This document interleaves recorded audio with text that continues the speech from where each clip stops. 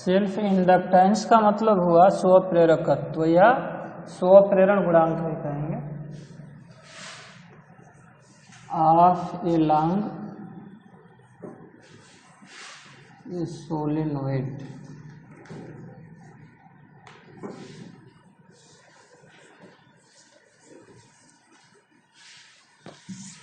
देखो इसके पिछले लेसन में हम बताए थे लंबी परिनालिका के कारण चुंबकीय क्षेत्र बताए थे, मैग्नेटिक फील्ड बताए थे।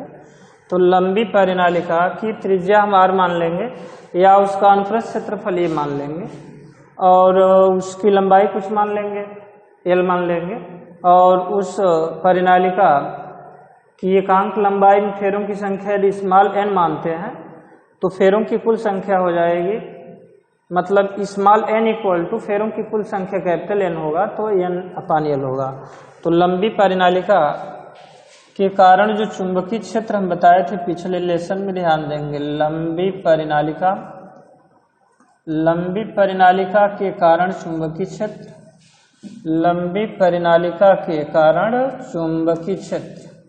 अभी तुम लोगों को ये न्यूमेरिकल क्वेश्चन जो सॉल्व किए हैं उसमें भी इस बात को हम बताए थे। अभी B equal to naught mu N I अपान एल बताया गया है। यही कैपिटल N अपान L जो होगा स्मॉल n हो जाएगा, एकांक लंबाई में फेरों की संख्या। देखो इसमें यदि परिनालिका में तार के n फेरे लगे हों तो परिनालिका के प्रत्येक फेरे से बद्ध चुंबकीय फ्लक्स फाई इक्वल टू, ध्यान देंगे परिनालिका के, यदि परिनालिका में तार के n फेरे, यदि परिनालिका में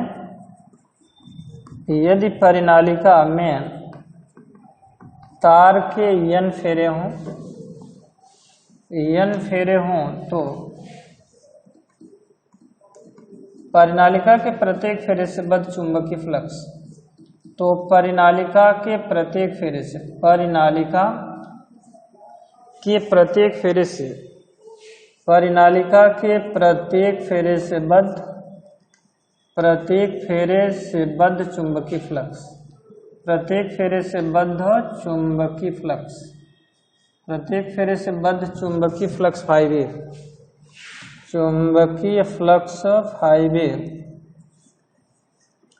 equal to B into A तुम लोगों को बताया गया था। तो ये फाइव इक्वल टू, ध्यान देंगे फाइव इक्वल टू हुआ बी का मान नॉट म्यू एन आई अपान एल इंटू ए। यदि परिनालिका में तार के n फेरे लगे हों तो परिनालिका के प्रत्येक फेरे से बद्ध चुंबकीय फ्लक्स होगा, लेकिन ध्यान देंगे परिनालिका के प्रत्येक फेरे से बद्ध जो चुंबकीय फ्लक्स है तो कुंडली का जो तुम लोगों को स्वप्रेरकत्व तो हम बताए थे, कुंडली चूंकि परिनालिका में तार के n फेरे हैं, चूंकि परिनालिका में तार के कितने फेरे हैं, चूंकि परिनालिका में तार के n फेरे हैं, इसलिए परिनालिका का स्वप्रेरकत्व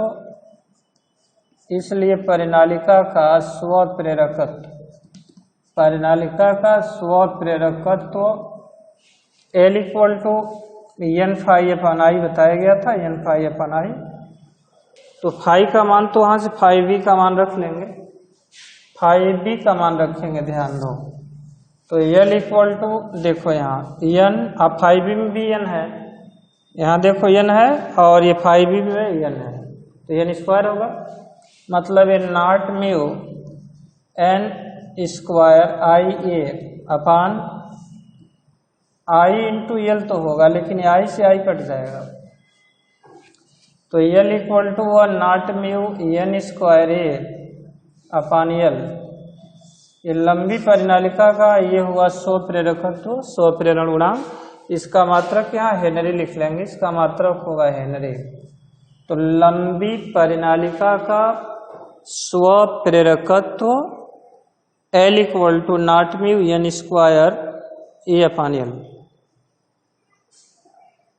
अब इसके बाद देखेंगे फिर, ये तो रहा लंबी परिनालिका का। अब देखेंगे वृत्ताकार धारावाही कुंडली या वृत्ताकार धारावाही कुंडली का।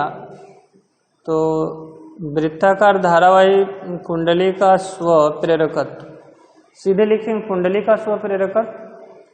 तो कुंडली का स्व जो प्रेरकत्व होगा उसको भी देखो, कुंडली का स्वप्रेरकत्व क्या होता है। इसके बाद अगली हेडिंग है इस लेसन की, कुंडली का स्वप्रेरकत्व। परिनालिका में नहीं होगा, कुंडली।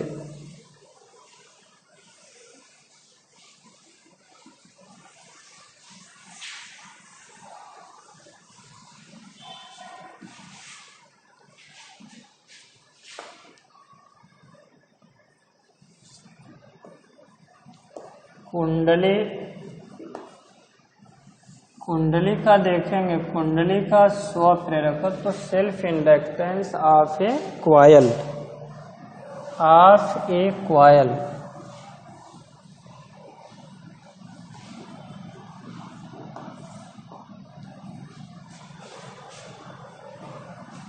अब देखो कुंडली का स्वप्रेरकत्व तो बताया गया था। कुंडली एक वृत्ताकार धारावाही कुंडली हम लिए थे, उसके कारण भी चुंबकीय क्षेत्र बताया गया था। वृत्ताकार धारावाही कुंडली, वृत्ताकार धारावाही कुंडली,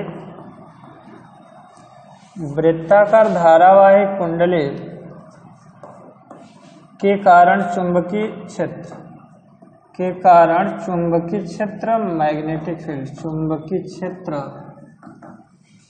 B = होगा नॉट म्यू Ni/2r, जहाँ ये r जो देख रहे हो वह कुंडली की त्रिज्या होगी, I उसमें बहने वाली वैद्युत धारा, और n जो देख रहे हैं कुंडली में तार के फेरों की संख्या होगी।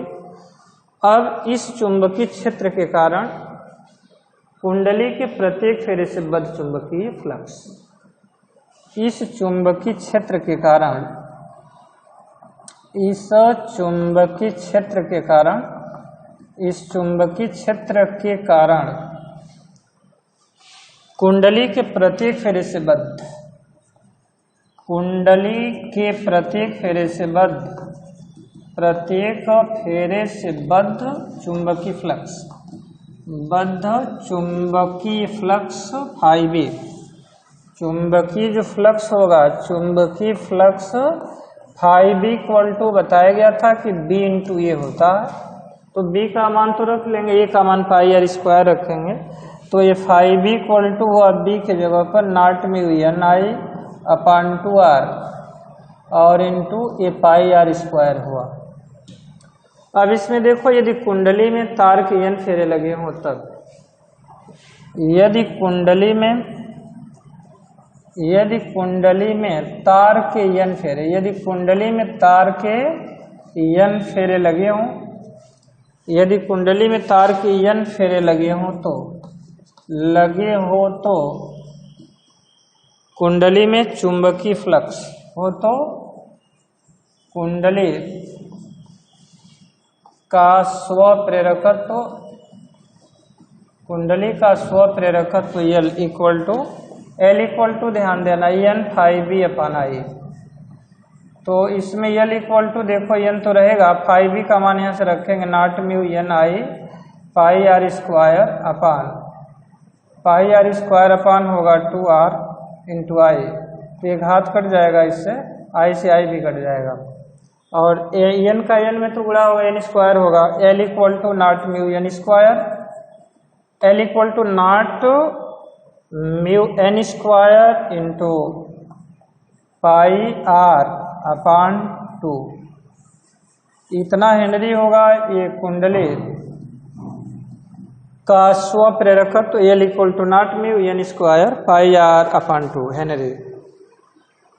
अब इस हेडिंग के बाद देखेंगे सभी लोग ध्यान से इस लेसन में अगली हेडिंग, और अगली हेडिंग होगी कुंडली में संचित ऊर्जा, जो कि क्वेश्चन के लिए भी इम्पॉर्टेंट है। छोटी सी हेडिंग है और सूत्र का हम निगमन कर रहे हैं, ध्यान देंगे। कुंडली में संचित ऊर्जा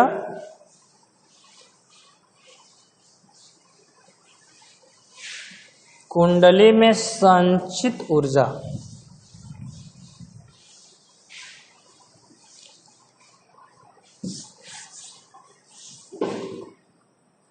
कुंडली में संचित ऊर्जा कुंडली में संचित ऊर्जा देखो ऊर्जा का मतलब कार्य से होता है ऊर्जा का मतलब कार्य से होगा। किसी कुंडली में जब धारा हम प्रवाहित करते हैं तो कुंडली में एक प्रकार का विद्युत वाहक बल प्रेरित हो जाता है और विद्युत वाहक बल प्रेरित होने की घटना तो कहलाती है प्रेरण, विद्युत चुंबकीय प्रेरण। तो अब चूंकि जान रहे हैं कि धारा प्रवाहित करेंगे कार्य करना ही पड़ेगा, तो कार्य होता है या विद्युत वाहक बल की परिभाषा से भी हम लिख सकते हैं। ध्यान दो, विद्युत वाहक बल होगा E बराबर होता है minus D phi D T, भी तुम लोगों को बताया गया था, या E बराबर लिख सकते हैं विद्युत वाहक बल E बराबर होगा W/Q। W/Q लिखा जा सकता है। तो अति सूक्ष्म आवेश प्रवाहित करेंगे तो कार्य भी अति सूक्ष्म ही करना पड़ेगा। ये विद्युत वाहक बल कुंडली में उत्पन्न विद्युत वाहक बल, कुंडली में उत्पन्न प्रेरित विद्युत वाहक बल, कुंडली में उत्पन्न प्रेरित विद्युत वाहक बल, प्रेरित विद्युत वाहक बल E बराबर ये बताया गया था तुम लोगों को, E बराबर माइनस W/Q हम बताए थे, लेकिन यहाँ चार्ज अति सूक्ष्म है तो कार्य भी अति सूक्ष्म होगा। या dW equal to y dQ। इसमें देखो E जो देख रहा है तो E बराबर कुंडली का स्व प्रेरकत्व, यदि कुंडली का स्व प्रेरकत्व L बराबर हम बताए थे माइनस E/dI/dt, तुम लोगों को बताया गया था। जहां L कुंडली का क्या है स्व प्रेरकत्व, जहां L कुंडली का स्व प्रेरकत्व, कुंडली का स्व प्रेरकत्व तथा dI/dt धारा परिवर्तन, dI/dt धारा परिवर्तन की दर, धारा परिवर्तन की दर। बताओ ये परिभाषा हम बताए थे कि नहीं तुम लोगों को? L equal to minus E/dI/dt बताए थे हम। अब इससे हम E का मान तो निकाल सकते हैं, E इक्वल टू होगा माइनस LdI/dt, LdI/dt। अब E के जगह पर यही मान रखेंगे तो कार्य W इक्वल टू और dW इक्वल टू होगा E के जगह पर माइनस LdI/dt और इंटू dQ। तो चूंकि देखो ये dQ/dt है, dQ/dt या dW इक्वल टू हुआ माइनस LdI इंटू dQ/dt। तो चूंकि ये dQ/dt होता है, dQ/dt ध्यान देंगे वो धारा के तुल्य होता है।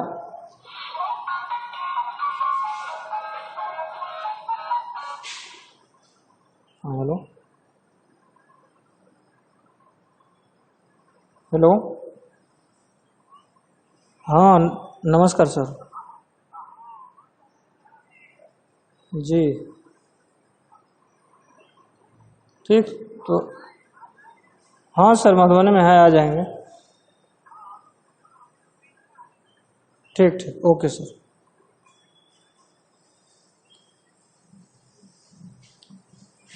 dW इक्वल टू देखो माइनस L जो देख रहा है L dI, तो dI तो यही रहेगा जो धारा परिवर्तन है, लेकिन ये dQ/dt है, dQ/dt की जगह पर हम क्या लिखेंगे? आवेश प्रवाह की समय दर को वैद्युत धारा कहते हैं, चूंकि I इक्वल टू होता है dQ/dt। अब बताओ ये dQ/dt को वहाँ से हटाया जाए, I लिखा जाए, तो dW इक्वल टू होगा माइनस LI और dI लिख सकते हैं।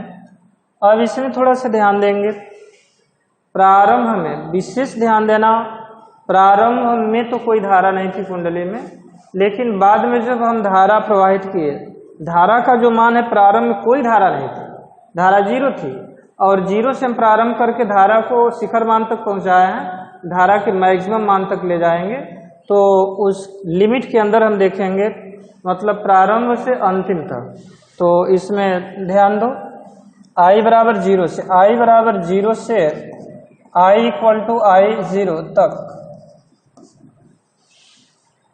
प्रवाहित करने में धारा I बराबर 0 से I बराबर I0 मतलब मैक्सिमम मान तक प्रवाहित करने में, धारा I बराबर 0 से I बराबर I0 तक प्रवाहित करने में किया गया कार्य, प्रवाहित करने में किया गया कार्य, प्रवाहित करने में किया गया कार्य, और ये किया गया कार्य होगा W, और किया गया कार्य W इक्वल टू होगा इंटीग्रल की लोअर लिमिट 0 और अपर लिमिट होगी I0, चाहे I0 भी पढ़ सकते हैं, और ये होगा माइनस LI/DI। यह कार्य W इक्वल टू, इसमें L देखो, L तो इंटीग्रल के बाहर हम लेंगे, तो L इंटीग्रल के बाहर होगा, और यहाँ इंटीग्रल I/DI होगा, I/DI I² होगा, तो यहाँ ये हो जाएगा -I²/2, और इसकी लोअर लिमिट 0, अपर लिमिट होगी I0, तो अपर में से लोअर को घटाया जाता है, तो यहाँ I को जगह पर हम I0 लिख सकते हैं, तो ये W इक्वल टू हुआ हाफ LI0²। माइनस चिन्ह देखो, माइनस चिन्ह यहाँ ये बता रहा है धारा परिवर्तन का विरोध। जैसे कुंडली में धारा प्रवाहित करेंगे तो जो धारा उत्पन्न होगी सदैव उस कारण का विरोध करेगी जिसके कारण वो स्वयं उत्पन्न होता है, मतलब ये माइनस चिन्ह लेंज के नियम की ओर संकेत कर रहा है। धारा अथवा प्रेरित विद्युत वाहक बल सदैव उस कारण का विरोध करते हैं जिसके कारण वे स्वयं उत्पन्न होते हैं। यही कार्य कुंडली में ऊर्जा के रूप में संचित हो जाता है। यही कार्य